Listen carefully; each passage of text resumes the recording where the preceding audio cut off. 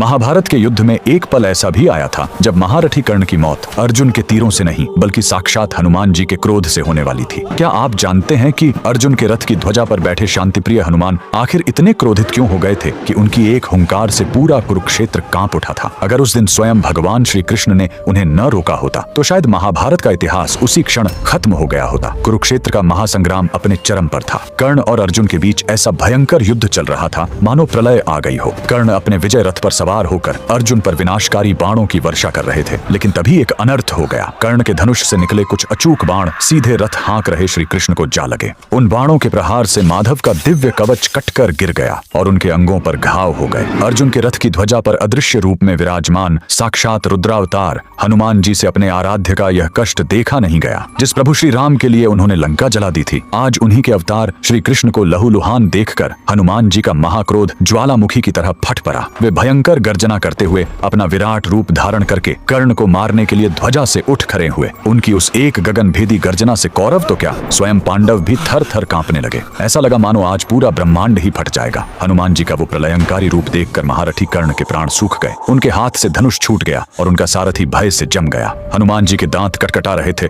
और उनकी आंखों से ज्वाला बरस रही थी। स्थिति को हाथ से निकलता देख भगवान श्री कृष्ण ने तुरंत हनुमान जी को रोका। माधव ने शांत स्वर में कहा, हे मारुति, शांत हो जाओ। अगर तुम क्रोध में भरकर कर्ण को कुछ क्षण और ऐसे ही देखते रहें तो ये महारथी यहीं खंडित होकर भस्म हो जाएगा।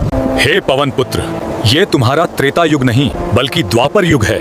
यहाँ कोई भी तुम्हारे क्रोध तो क्या, तुम्हारे तेज का एक अंश भी सहन नहीं कर सकता। अपने आराध्य श्री कृष्ण के ये वचन सुनकर हनुमान जी का क्रोध शांत हुआ और उस दिन कर्ण को एक नया जीवन दान मिला। यह घटना इस बात का सबसे बड़ा प्रमाण है कि हनुमान जी की शक्ति के आगे ब्रह्मांड का कोई भी योद्धा टिक नहीं सकता। अगर आप भी बजरंगबली के इस सर्वशक्तिशाली स्वरूप को नमन करते हैं तो कमेंट्स में पूरे गर्व के साथ जय श्री राम जरूर लिखें।